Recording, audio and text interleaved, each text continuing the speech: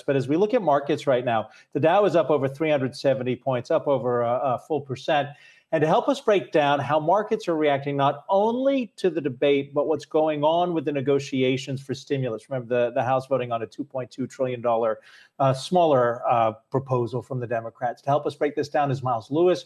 He's Royce Investments Partners Portfolio Manager. Good to have you here, and we appreciate you joining us from Fairfield, Connecticut. Want to start with something that you pointed out, that incomes during this most recent pandemic motivated recession, despite, as you said, the worst recession in a very long time, that consumer incomes went up during this recession. Break that down for us, because we know that the very wealthy did well with their stock holdings. But in regards to income, was part of this the stimulus that people were getting from the federal government, the $600 and the $1,200 check?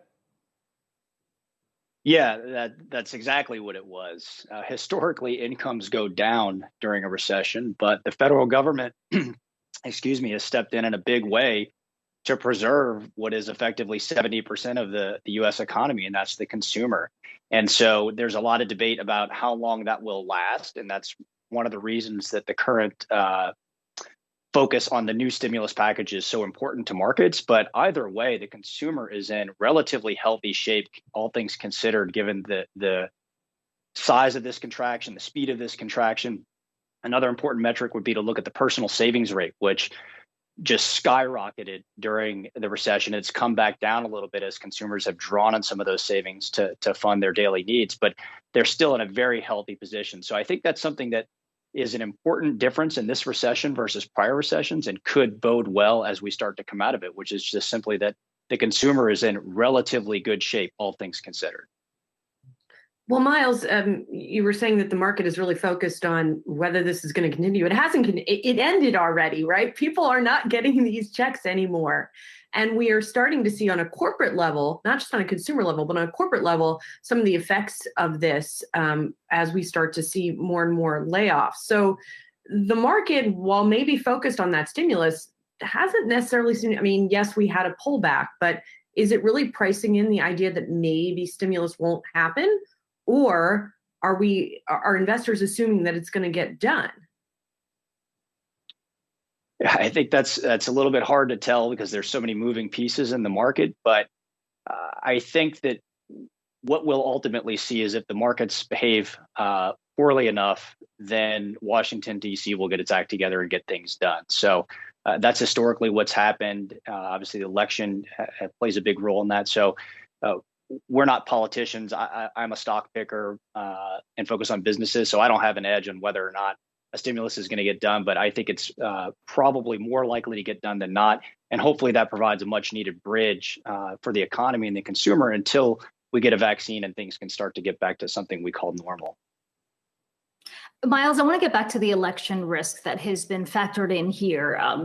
Not to make too much of the market moves during the debate yesterday, but it did seem like investors, when you're looking at where futures were trading, did sour on this debate towards the end when the president started talking about having his supporters go to the polls and watch very closely with concerns about voter fraud. And I'm just wondering, we keep hearing our guests over and over saying, yes, the election risk has been priced in, but what exactly has been priced in? I mean, this scenario of a drawn out election, a contested election, the president saying or refusing to commit to accepting the results. I mean, is all of that factored in right now when you look at where the market is trading?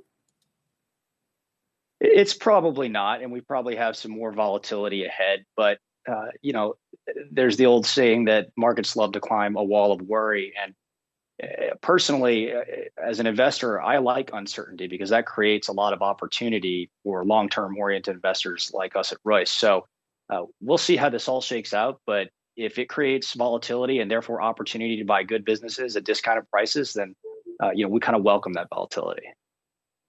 The Russell 2000 is up. I'm looking off at a monitor right now. It's up about 1.25%. You actually think that there's some constructive future for small cap stocks over the next few years. What is telling you that small caps might be something investors should consider? Well, the biggest thing, frankly, is just how much small caps have lagged large caps. And historically, when they've lagged as significantly as they have, and they have for a decade plus now, then the returns on a forward-looking basis are very attractive. So that's one thing.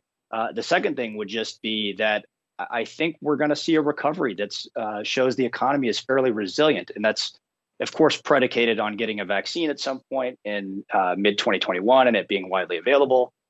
Not a scientist or a doctor, so I have no edge on that. I'm relying on all the same expert opinions that everybody else is. But assuming that's the case, then we think small caps are going to do very, very well, particularly the more cyclical and economically sensitive small cap companies out there, because that earnings volatility, which in the past has been discounted and not favored by the market, could be rewarded as we come out of a recession and you get positive operating leverage on the way back up. And that portends higher earnings and better earnings growth. And so we think it's actually a pretty good backdrop for small caps on a forward-looking basis over the next couple of years. All right. We want to say thank you to Miles Lewis, Royce Investment Partners. You're a portfolio manager there. We appreciate your insight.